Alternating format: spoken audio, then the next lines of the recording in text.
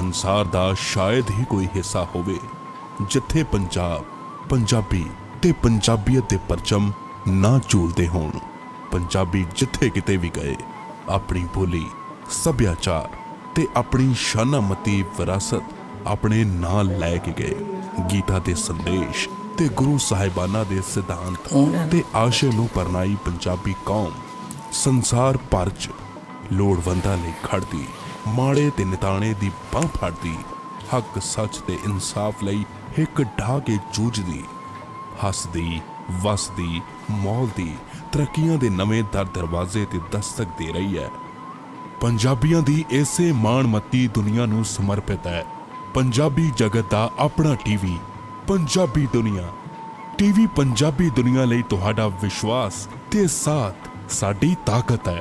TV Punjabi दुनिया हर रोज लैके आउंदा है। ਤੁਸੀਂ ਵੇਖ ਰਹੇ ਹੋ ਟੀਵੀ ਪੰਜਾਬੀ ਦੁਨੀਆ ਪ੍ਰੋਗਰਾਮ ਮੇਰੀ ਧਰਤੀ ਮੇਰੇ ਲੋਕ ਵਿੱਚ ਅੱਜ ਅਸੀਂ ਸਪੈਸ਼ਲ ਅੰਕ ਕੈਨੇਡਾ ਡੇ ਦੇ ਉੱਤੇ ਲੈ ਕੇ ਤੁਹਾਡੀ ਸੇਵਾ 'ਚ ਹਾਜ਼ਰ ਹੋਏ। ਸਕਰੀਨ ਤੇ ਤੁਸੀਂ ਦੇਖ ਲਿਆ ਮੇਰੇ ਨਾਲ ਜੁੜ ਗਏ ਨੇ ਡਾਕਟਰ ਹਰਦੀਪ ਸਿੰਘ ਅਟਵਾਲ ਜੀ ਜਿਹੜੇ ਕੈਨੇਡੀਅਨ ਸਿਸਟਮ ਬਾਰੇ ਕਾਫੀ ਸਾਰੀ ਸਾਨੂੰ ਜਾਣਕਾਰੀ ਪਹਿਲਾਂ ਵੀ ਦਿੰਦੇ ਰਹੇ ਔਰ ਡਾਕਟਰ ਸਾਹਿਬ ਦਾ ਬਹੁਤ ਸਾਰਾ ਇੱਥੇ ਗਿਆਨ ਹੁੰਦਾ। ਉਹਨਾਂ ਨੂੰ ਮੈਂ ਬੇਨਤੀ ਕੀਤੀ ਸੀ ਕਿ ਅੱਜ ਕੈਨੇਡਾ ਡੇ ਦੇ ਉੱਤੇ ਅਸੀਂ ਆਪਣੇ ਦਰਸ਼ਕਾਂ ਨਾਲ ਸਾਂਝ ਪਾਈਏ। ਸੋ ਸਭ ਤੋਂ ਪਹਿਲਾਂ ਆਪਣੇ ਦਰਸ਼ਕਾਂ ਦੇ ਨਾਲ ਮੈਂ स्वागत करदा जी डॉक्टर हरदीप गिल होरां दा। डॉक्टर साहब सत श्री अकाल, वेलकम जी आनू जी। बहुत बहुत शुक्रिया गिल साहब ते सारे जिहड़े साडे दर्शक इस वक्त हाजिर ने ते उन्हां नूं सत श्री अकाल, नमस्कार, गुड मॉर्निंग, सलाम। डॉक्टर साहब किसी भी कंट्री का जिहड़ा स्पैशल डे हुंदा उहदे नां दे उत्ते मनाया जाता, जिवें असीं कैनेडा डे मनाउने आ, भारत विच आज़ादी दिवस मनाउने आ जां गणतंत्र दिवस मनाउने आ, सारे मुल्कां दे आपो अपने कुछ इतिहासक दिन होया करदे आ जिन्हां ते सारी कौम नूं पूरा फखर हुंदा कि साडा मुल्क जिहड़ा आ वो दुनिया दे विच साडा फ्लैग जिहड़ा आ उपर उठे और साडीआं सारिआं दीआं कोशिशां हुंदियां कि साडा झंडा सर बुलंद रहे, सब तो उपर रहे। सो सारे साडियां लीडरशिप भी कोशिश करती आ, साडे लोग भी कोशिश करते आ। सो कैनेडा दे विच असीं अपना मुल्क इहनूं अपना जिहड़ी कर्म भूमि बनाया, इहनूं अडॉप्ट कीता, दिलों अडॉप्ट कीता सब ने। कनेडा ने सानूं सब नूं बहुत कुछ दिता। सो इस दिन दे उत्ते असीं कैनेडा दे सारे ही अपने जिहड़े वासी ने उन्होंने शुभकामनावां दिंदे आ, कनेडा दे दियां वधाइयां दिंदे आ और कनेडा डे बारे कुछ जानकारियां साझियां करन दा साडा मकसद है इस प्रोग्राम च। सो असीं चाहांगे कि साडे दर्शक भी उन्हां चीज़ां तो जाणू हो सकन। सो डॉक्टर साहब कैनेडा डे बहुत महत्वपूर्ण दिन जिवें मैं दस रहा, इहदा पिछोकड़ थोड़ा जिहा पहलां समझाओ सानूं। कैनेडा डे किस तरह होंद विच आया, साडा नैशनल जिहड़ा एंथम है वो कैनेडा वो किवें बनिया, ਉਹਦੇ ਵਿੱਚ ਸਾਨੂੰ ਕਿਹਾ ਕੀ ਗਿਆ ਹੈ ਸਾਨੂੰ ਕੈਨੇਡਾ ਬਾਰੇ ਆਪਾਂ ਜਿਸ ਤਰ੍ਹਾਂ ਸਮਝਦੇ ਆ ਉਹਨਾਂ ਸਾਰੀਆਂ ਚੀਜ਼ਾਂ ਨੂੰ। ਔਰ ਦੂਸਰਾ ਜਿਸ ਤਰ੍ਹਾਂ ਕੰਟਰੀ ਜਿਸ ਤਰ੍ਹਾਂ ਬਣਿਆ ਸਾਡਾ, ਅਸੀਂ ਵੀ ਕਿਸੇ ਸਮੇਂ ਬ੍ਰਿਟਿਸ਼ ਦੀ ਕਲੋਨੀ ਰਹੇ ਹਾਂ। ਪਿਛਲੇ ਪ੍ਰੋਗਰਾਮਾਂ 'ਚ ਤੁਸੀਂ ਦੱਸਿਆ ਕਿ ਕਿਸ ਤਰੀਕੇ ਨਾਲ ਬ੍ਰਿਟਿਸ਼ ਹਕੂਮਤਾਂ ਨੇ ਇੱਥੇ ਯੂਰਪੀਅਨ ਜਿਹੜੇ ਭਾਈਚਾਰੇ ਇੱਥੇ ਆ ਕੇ ਵਸੇ। ਆਪਾਂ ਮੈਨੂੰ ਯਾਦ ਹੈ ਜਦੋਂ ਅਸੀਂ ਕੋਲੰਬਸ ਤੇ ਦੂਜਿਆਂ ਦੇ ਪ੍ਰੋਗਰਾਮ ਕਰ ਰਹੇ ਸੀ, ਤੁਸੀਂ ਬੜੀ ਡਿਟੇਲ 'ਚ ਜਾਣਕਾਰੀ ਦਿੱਤੀ ਸੀ। ਅਸੀਂ ਬਹੁਤ ਕਹਿੰਦੇ ਆ ਸਾਡੇ ਭਾਰਤੀ ਮੂਲ ਦੇ ਲੋਕ ਕਿ ਸਾਨੂੰ ਬਹੁਤ ਲੁੱਟਿਆ ਗਿਆ, ਤੇ ਜਦੋਂ ਵੀ ਕਿਤੇ ਵੇਨੇ ਬਸਤੀਵਾਦੀ ਯੁੱਗ ਵਿੱਚ ਜਿੱਥੇ ਜਿੱਥੇ ਵੀ ਇਹ ਲੋਕ ਗਏ ਸਾਮਰਾਜੀ, ਉਹਨਾਂ ਮੁਲਕਾਂ ਦੀ ਅੰਨ੍ਹੇਵਾਹ ਲੁੱਟ ਹੋਈ ਤੇ ਉੱਥੋਂ ਦੇ ਜਿਹੜੇ ਮੂਲ ਵਾਸੀ ਸੀ ਉਹਨਾਂ ਨਾਲ ਬਹੁਤ ਧੱਕੇ ਹੁੰਦੇ ਰਹੇ। ਸੋ ਜਦੋਂ ਕੋਈ ਕੰਟਰੀ ਖੁਦ अपना संविधान बना के इंडिपेंडेंट होकर चलता है तो वह दिन वो वास्ते बड़े फखर का होंगे। सो सानू थोड़ी जी जानकारी दिओ कैनेडा डे के संदर्भ दे विच। हाँ जी हरदीप गिल जी, बहुत बहुत मुबारकां कैनेडा डे दियां ते सारे साडे दर्शक ने जिहड़े उन्हां नूं भी कैनेडा डे दियां बहुत बहुत मुबारकां। बिल्कुल तुहाडे मुताबिक ये गल सही आ कि ये दिन साडे लई बहुत ज़्यादा अहम आ। ਇਹ ਇਸੇ ਦੇ ਨਾ ਕਿ ਸਾਨੂੰ ਜਿਹੜਾ ਕੈਨੇਡਾ ਹੈਗਾ ਇੱਕ ਇੰਡੀਪੈਂਡੈਂਟ ਕੰਟਰੀ ਦੇ ਰੂਪ ਦੇ ਵਿੱਚ ਹੋਣ ਦੇ ਵਿੱਚ ਆਇਆ ਤੇ 155ਵਾਂ ਆਪਾਂ ਕਹਿ ਸਕਦੇ ਹਾਂ ਕਿ ਸਾਡਾ ਆਜ਼ਾਦੀ ਦਿਹਾੜਾ ਇਹ ਜਨਮ ਦਿਨ ਆ ਇਸ ਮੁਲਕ ਦਾ। ਇਸ ਲਈ ਸਭ ਨੂੰ ਬਹੁਤ ਬਹੁਤ ਮੁਬਾਰਕ ਜੀ। ਡਾਕਟਰ ਸਾਹਿਬ ਬਿਲਕੁਲ ਤੁਸੀਂ ਠੀਕ ਕਿਹਾ ਕਿ ਸਾਡਾ 155ਵਾਂ ਆਜ਼ਾਦੀ ਦਿਹਾੜਾ ਜੀ ਇਹ, ਤੇ ਆਜ਼ਾਦੀ ਦੀ ਖੁਸ਼ੀ ਜਿਹੜੀ ਹੁੰਦੀ ਆ ਉਹ ਆਪਾਂ ਸਾਰੇ ਸਮਝ ਸਕਦੇ ਹਾਂ ਕਿ ਆਜ਼ਾਦੀ ਦੇ ਮੀਨਿੰਗ ਕੀ ਹੁੰਦੇ ਆ। ਖਾਸ ਕਰਕੇ ਜਦੋਂ ਕੌਮਾਂ ਗੁਲਾਮ ਹੋਣ, ਭਾਵੇਂ ਇਹ ਮੁਲਕ ਨੂੰ ਇਮੀਗ੍ਰੈਂਟਸ ਦਾ ਮੁਲਕ ਕਿਹਾ ਜਾਂਦਾ ਹੈ, ਜਿਹੜੇ ਇਸ ਮੁਲਕ ਦੇ ਮੂਲ ਵਸਿੰਦੇ ਨੇ ਉਹ ਅਜੇ ਵੀ ਹਾਸ਼ੀਏ ਤੇ ਨੇ ਕਿਤੇ ਨਾ ਕਿਤੇ। ਇਹਨਾਂ ਦੁਨੀਆ ਦੀ ਤਰੱਕੀ ਕਰ ਜਾਣ ਤੋਂ ਬਾਅਦ ਜਿਹੜੇ ਮੂਲ ਵਸਿੰਦੇ ਨੇ ਉਹ ਭਾਵੇਂ ਪ੍ਰਾਈਡ ਤੇ ਨੇਟਿਵ ਪ੍ਰਾਈਡ ਬਹੁਤ ਕਰਦੇ ਨੇ, ਉਹ ਜਗ੍ਹਾ ਜਗ੍ਹਾ ਉਹਨਾਂ ਦੇ ਸਾਨੂੰ ਸਮਾਰਕ ਭਾਵੇਂ ਪੱਥਰ ਖੜੇ ਕਰਕੇ ਹੀ ਦਿਖਦੇ ਨੇ। ਕੁਝ ਇੱਕ ਸਾਡੇ ਰਿਜ਼ਰਵਸ ਨੇ, ਇੰਡੀਅਨ ਰਿਜ਼ਰਵਸ ਇਹਨਾਂ ਨੂੰ ਕਹਿੰਦੇ ਆ, ਮੇਰੇ ਖਿਆਲ 149 ਦੇ ਕਰੀਬ ਨੇ ਇੱਥੇ, ਪਰ ਉਹਨਾਂ ਲੋਕਾਂ ਨੂੰ ਤਰੱਕੀ ਦੇ ਵਿਕਸਣ ਦੇ ਉਹ ਮੌਕੇ ਨਹੀਂ ਮਿਲ ਸਕੇ। ਭਾਵੇਂ ਅਸੀਂ ਕਹਿੰਦੇ ਆ ਕਿ ਸਾਡਾ ਜਿਹੜਾ ਸਿਸਟਮ ਹੈ ਬੜਾ ਫੇਅਰ ਹੈ, ਡੈਮੋਕ੍ਰੈਟਿਕ ਢਾਂਚਾ ਹੈ, ਉਹਨਾਂ ਲੋਕਾਂ ਨਾਲ ਜਿਹੜੀਆਂ ਇਤਿਹਾਸ ਵਿੱਚ ਹੋਈਆਂ ਜ਼ਿਆਦਤੀਆਂ ਨੇ ਤੇ ਜਿਹੜਾ ਹੁਣ ਤੱਕ ਵੀ ਚੱਲਿਆ ਆ ਰਿਹਾ ਸਿਸਟਮ ਹੈ। ਆਪਾਂ ਪਿਛਲੇ ਸਮੇਂ ਤੁਸੀਂ ਕੈਮਲੂਸ ਦੇ ਉੱਤੇ ਜੋ ਬੱਚਿਆਂ ਨਾਲ ਹੋਇਆ ਉਹ ਸਾਡੇ ਨਾਲ ਸਾਂਝਾ ਕੀਤਾ ਵੀ ਸੀਗਾ, ਔਰ ਜਿਹੜੇ ਨੇਟਿਵ ਲੋਕ ਸੀਗੇ ਉਹਨਾਂ ਦੇ ਜਿਹੜੇ ਦਰਦ ਨੇ ਉਹਨਾਂ ਨੂੰ ਜੇ ਆਪਾਂ ਦੇਖੀਏ ਤੇ ਉਹ ਮਤਲਬ ਬਿਆਨ ਕਰਨ ਤੋਂ ਬਾਹਰ ਆ। ਜਿਵੇਂ ਸਾਮਰਾਜੀ ਤਾਕਤਾਂ ਨੇ ਏਸ਼ੀਆ ਦੇ ਵਿੱਚ, ਏਸ਼ੀਅਨ ਸਬ ਕੰਟੀਨੈਂਟ 'ਚ ਸਾਡੇ ਉੱਥੇ ਪਿੱਛੇ ਛੱਡੇ ਮੁਲਕਾਂ 'ਚ ਕੀਤਾ, ਉਹਦੇ ਤੋਂ ਵੀ ਬਦਤਰ ਇੱਥੇ ਹੁੰਦਾ ਆਇਆ। ਔਰ ਕਿਉਂਕਿ ਬਹੁਤ ਗਿਣਤੀਆਂ ਘੱਟ ਸੀ ਭਾਰਤ ਵਿੱਚ, ਫਿਰ ਵੀ ਉਸ ਸਮੇਂ ਵੀ ਗਿਣਤੀ ਜ਼ਿਆਦਾ ਸੀ, ਲੋਕਾਂ 'ਚ ਅਵੇਕਨੈਸ ਆਈ। ਇਹ ਲੋਕ ਵੀ ਲੜੇ ਹੋਣਗੇ, ਹੋਰ ਚੰਗੀ ਤਰ੍ਹਾਂ ਤੁਸੀਂ ਬਰੀਕੀ ਦੱਸ ਦਿਓ, ਪਰ ਫਿਰ ਵੀ ਉਹਨਾਂ ਦਾ ਬਣਦਾ ਹੱਕ, ਇਸ ਧਰਤੀ ਦੇ ਮਾਲਕ ਹੋਣ ਦਾ ਹੱਕ, ਜਿਹੜਾ ਮੈਨੂੰ ਲੱਗਦਾ ਕਿਤੇ ਨਾ ਕਿਤੇ ਉਹ ਤੋਂ ਅਜੇ ਵੀ ਉਹ ਵਾਂਝੇ ਨੇ। ਹਾਂਜੀ ਹਰਜੀਤ ਜੀ, ਬਿਲਕੁਲ ਤੁਸੀਂ ਬਹੁਤ ਜਿਹੜੀਆਂ ਗੰਭੀਰ ਗੱਲਾਂ ਨੇ ਤੇ ਉਹ ਜਿਹੜੀਆਂ ਜੁੜੀਆਂ ਹੋਈਆਂ ਨੇ ਸਾਡੇ ਮੁਲਕ ਦੇ ਨਾਲ, ਕੈਨੇਡਾ ਦੇ ਨਾਲ, ਉਹਦੇ ਬਾਰੇ ਤੁਸੀਂ ਇਹ ਵਿਚਾਰ ਚਰਚਾ ਜਿਹੜੀ ਸ਼ੁਰੂ ਕੀਤੀ ਆ।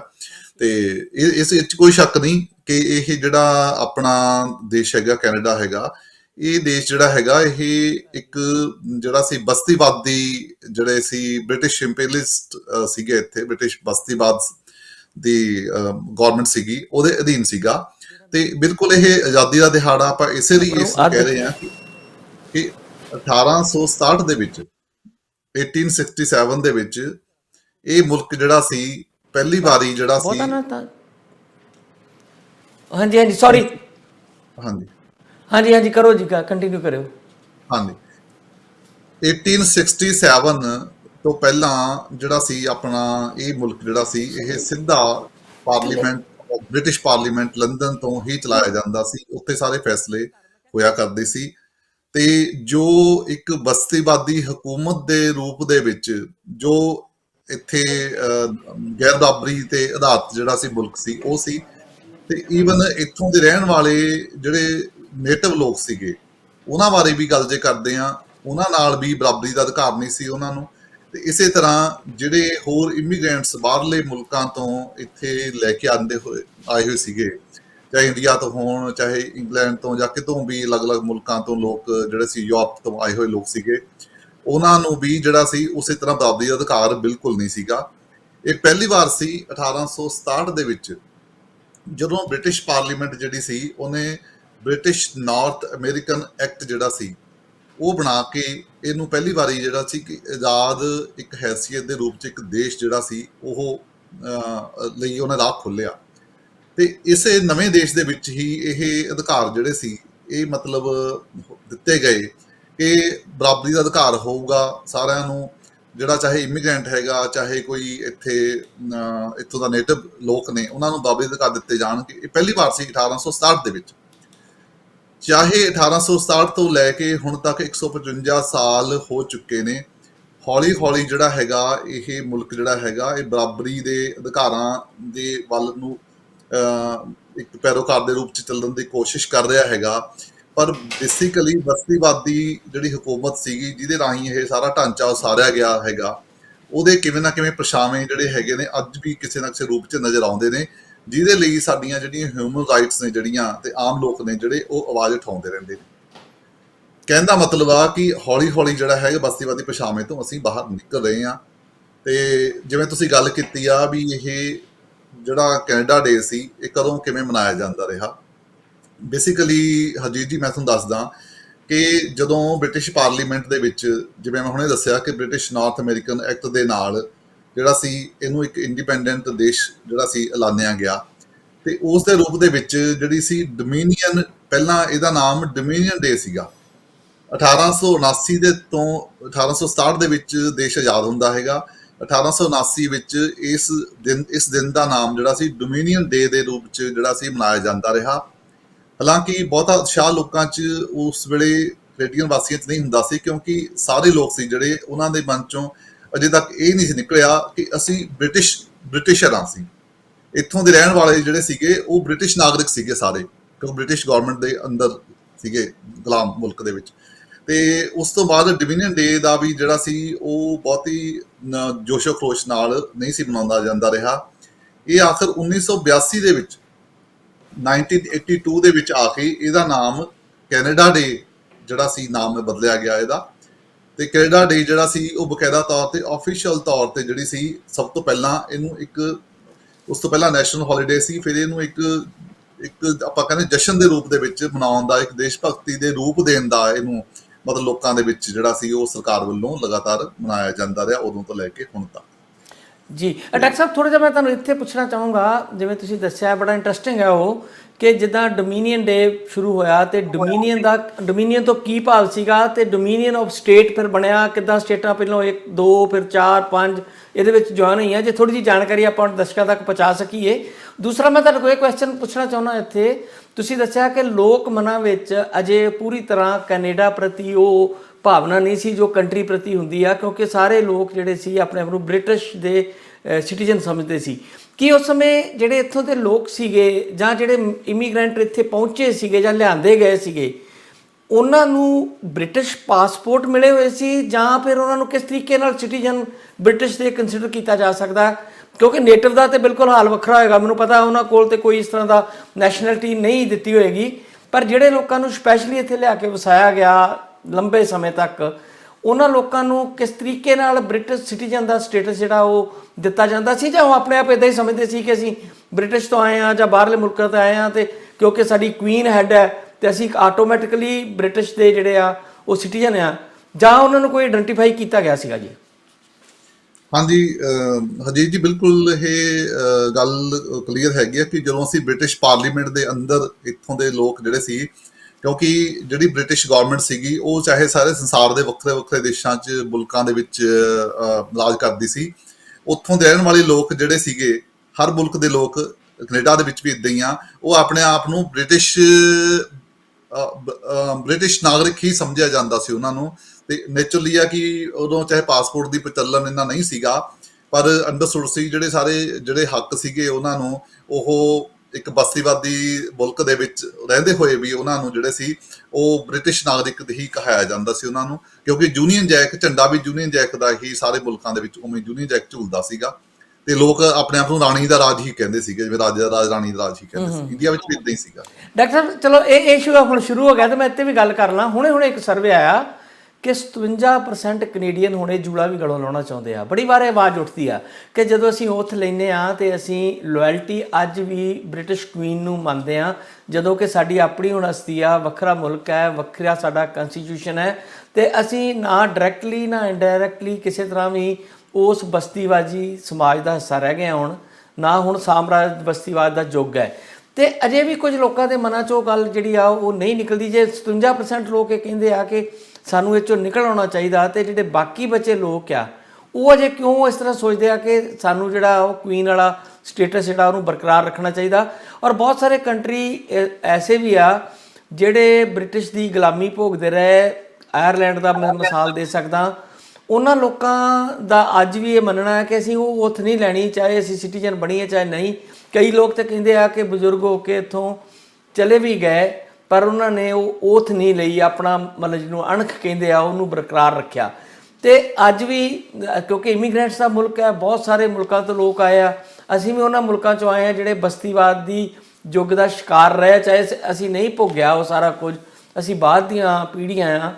ਪਰ ਜਦੋਂ ਅਸੀਂ ਇਤਿਹਾਸ ਪੜ੍ਹਦੇ ਹਾਂ ਆਪੋ ਆਪਣੇ ਮੁਲਕਾਂ ਦਾ, ਜਿੱਥੇ ਜਿੱਥੇ ਜ਼ਬਰ ਦੀ ਇੰਤਹਾ ਹੁੰਦੀ ਰਹੀ, ਤੇ ਅੱਜ ਵੀ ਜੇਕਰ ਅਸੀਂ ਉਸੇ ਫਲੈਗ ਨੂੰ ਜਾਂ ਉਸੇ ਹੀ ਹੈੱਡ ਨੂੰ, ਸਟੇਟ ਹੈੱਡ ਨੂੰ ਆਪਾਂ ਨਮਸਤਕ ਹੁੰਦੇ ਹਾਂ, ਤੇ ਫਿਰ ਇਹ ਕੀ ਕਾਰਨ ਹੈ ਕਿ ਸਾਡੇ ਅਜੇ ਵੀ ਇੱਥੇ ਇਹ ਚੀਜ਼ ਜਿਹੜੀ ਆ ਕੁਝ ਲੋਕਾਂ 'ਚ ਹੈ?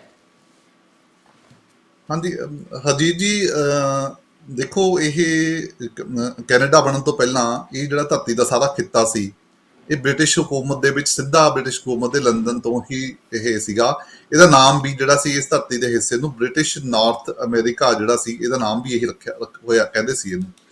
ਇਹ ਬ੍ਰਿਟਿਸ਼ ਨਾਰਥ ਅਮਰੀਕਾ ਦੇ ਵਿੱਚ ਜਿਹੜੀਆਂ ਸੀ ਅਲੱਗ-ਅਲੱਗ ਸਮਝ ਲਓ ਬ੍ਰਿਟਿਸ਼ ਕਾਲਨੀ ਸੀਗੀਆਂ ਜਿਹੜੀਆਂ, ਉਹ 4-5 ਤੋਂ ਜ਼ਿਆਦਾ ਬ੍ਰਿਟਿਸ਼ ਕਲੋਨੀਆਂ ਸੀਗੀਆਂ ਜਿਹੜੀਆਂ ਕਿ ਆਪਣੇ ਆਪ ਨੂੰ ਉਹ ਬ੍ਰਿਟਿਸ਼ ਬਸਤੀਵਾਦੀ ਹੀ ਟੈਰੀਟਰੀਜ਼ ਦਾ ਨਾਮ ਸੀਗਾ, ਆਪਣੇ ਆਪ ਨੂੰ ਕਹਿੰਦੇ ਸੀ ਉਹ, ਤੇ ਝੰਡਾ ਯੂਨੀਅਨ ਜੈਕ ਕੇ ਸੀਗਾ।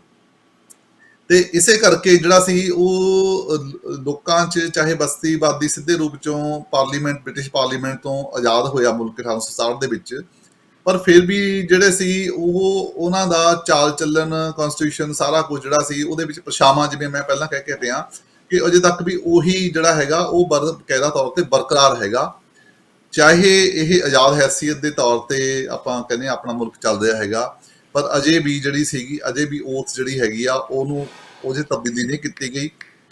ਤੇ ਚਾਹੇ ਉਹ ਆਪਣੇ ਜਿਹੜਾ ਫਲੈਗ, ਨੈਸ਼ਨਲ ਫਲੈਗ ਹੈਗਾ ਕੈਨੇਡਾ ਦਾ, ਉਹਦੇ ਵਿੱਚ ਯੂਨੀਅਨ ਜੈਕ ਜਿਹੜਾ ਸੀ ਉਹ ਨਜ਼ਰ ਨਹੀਂ ਆ ਰਿਹਾ ਕਿਤੇ, ਪਰ ਫਿਰ ਵੀ ਜਿਹੜਾ ਹੈਗਾ ਉਹ ਓਥ ਜਿਹੜੀ ਹੈਗੀ ਅਜੇ ਤੱਕ ਵੀ ਉਹ ਪੁਰਾਣੇ ਰੂਪ ਦੇ ਵਿੱਚ ਅਜੇ ਤੱਕ ਬਦਲੀ ਨਹੀਂ ਗਈ, ਉਸੇ ਤਰ੍ਹਾਂ ਹੀ ਹੈਗੀ ਆ।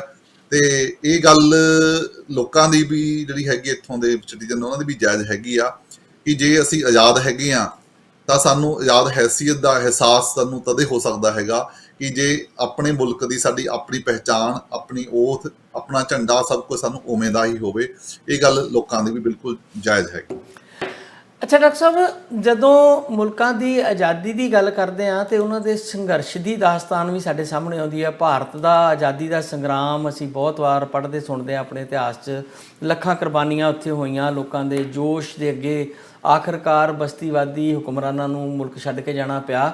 ਅਮਰੀਕਾ ਦਾ ਵੀ ਜਦੋਂ ਅਸੀਂ ਵੇਖਦੇ ਹਾਂ ਅਮਰੀਕਨ ਰੈਵੋਲਿਊਸ਼ਨ ਹੁੰਦਾ ਤੇ ਉਹ ਬ੍ਰਿਟਿਸ਼ ਬਸਤੀਵਾਦੀ ਜਿਹੜਾ ਹਕੂਮਤ ਸੀ ਉਹ ਤੋਂ ਨਿਜਾਤ ਪਾਉਂਦੇ ਨੇ।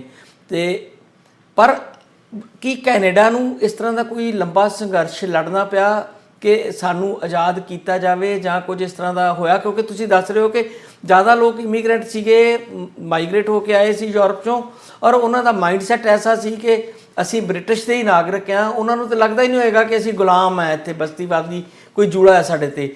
ਕੋਈ ਇੱਦਾਂ ਦੀ ਸਟਰਗਲ ਦਾ ਇਤਿਹਾਸ ਵੀ ਹੈ ਕੈਨੇਡਾ ਦਾ, ਜੇ ਤੁਹਾਡੇ ਚੇਤਿਆਂ 'ਚ ਕੋਈ ਚੀਜ਼ ਹੋਵੇ ਐਸੀ? ਦੇਖੋ, ਇਦਾਂ ਦਾ ਸਟਰਗਲ ਦਾ ਇਤਿਹਾਸ ਜਿਹੜਾ ਨਾ ਉਹ ਕੈਨੇਡਾ ਦਾ ਉਵੇਂ ਨਹੀਂ ਹੈ। ਇੱਕ ਮੁਲਕ ਦੇ ਰੂਪ ਦੇ ਵਿੱਚ ਆਪਾਂ ਕਹੀਏ ਕਿ ਜੇ ਕਹੀਏ ਵੀ ਕੈਨੇਡੀਅਨ ਇੰਡੀਪੈਂਡੈਂਸ, ਇਦਾਂ ਦੀ ਕੁਝ ਵੀ ਨਜ਼ਰ ਨਹੀਂ ਕਿਤੇ ਆ ਰਹੀ ਹੈਗੀ।